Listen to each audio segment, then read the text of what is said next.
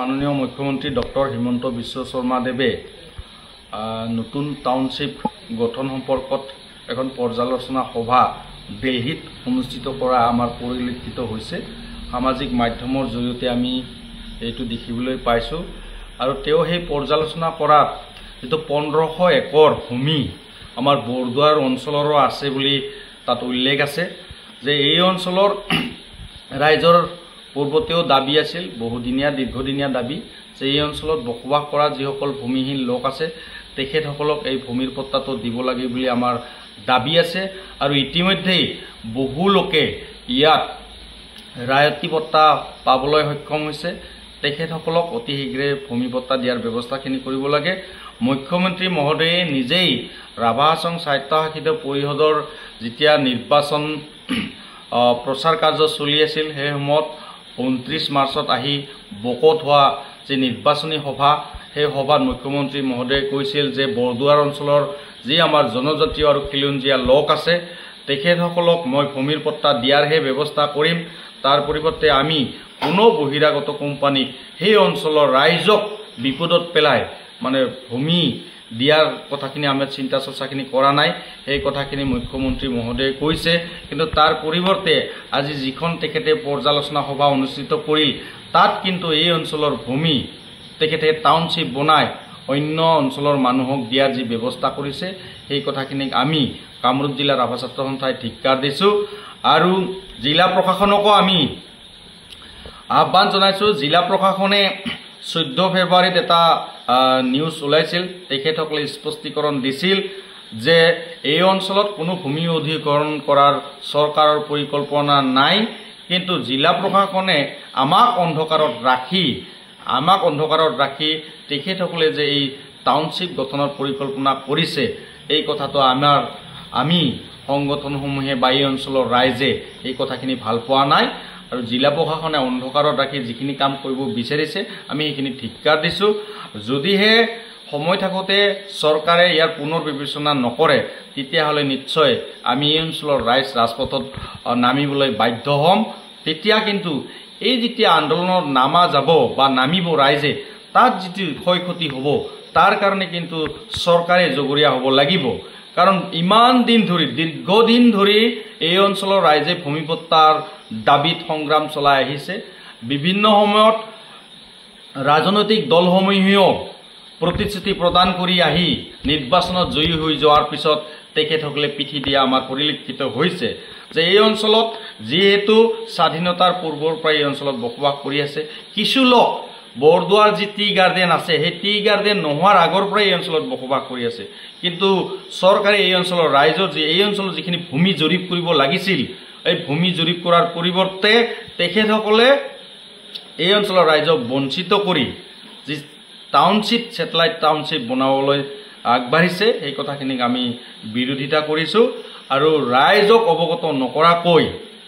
চৰকাৰে বা আমাৰ বিধায়ক মহোদয়েও তেখেতেও আমাক এই ক্ষেত্ৰত অৱগত কৰা নাই, যাতে সেই ব্যৱস্থাখিনি ৰাইজে চৰকাৰে নকৰে সেইটো আমাৰ আহ্বান থাকিব। কাৰণ ৰাইজ এতিয়া শংকিত হৈছে,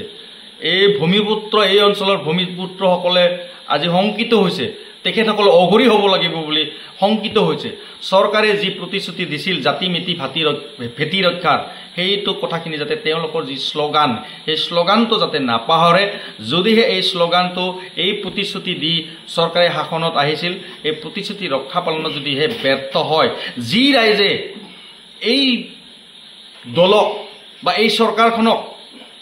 আসনত বহুৱাইছে সেই ৰাইজেই কিন্তু এই চৰকাৰখনকো উফুৰাই দিবলৈ সক্ষম হ'ব বা বাধ্য হ'ব। গতিকে আমি সময় থাকোঁতে চৰকাৰক আহ্বান জনাইছোঁ যাতে আমি যিবিলাক নিখিল ৰাভা ছাত্ৰ সন্থাৰ কামৰূপ জিলা সমিতি এই অঞ্চলৰ যি আঞ্চলিক সমিতি আছে বৰদুৱাৰ ভোলাগাঁও আঞ্চলিক সমিতি ৰাজপথত নামিব লগা নহয়। তাৰ আগতেই সময় থাকোঁতে চৰকাৰে ইয়াত এটা উচিত সিদ্ধান্ত ল'ব বুলি আমি আশাবাদী। কিন্তু চৰকাৰক আমি বহু সময়ত এই অঞ্চলত উচ্চ শিক্ষাৰ প্ৰতিষ্ঠান লাগে বুলি আমি মেমৰেণ্ডাম প্ৰদান কৰি আহিছোঁ, কিন্তু চৰকাৰে উচ্চ শিক্ষাৰ প্ৰতিষ্ঠান ইয়াত স্থাপন কৰাৰ পৰিৱৰ্তে টাউনশ্বিপ গঠনৰ কথাখিনিহে চিন্তা চৰ্চাখিনি কৰিছে। কি এই অঞ্চলৰ ৰাইজ এইখন ৰাজ্যৰ নাগৰিক নহয় নেকি? এই অঞ্চলৰ ৰাইজ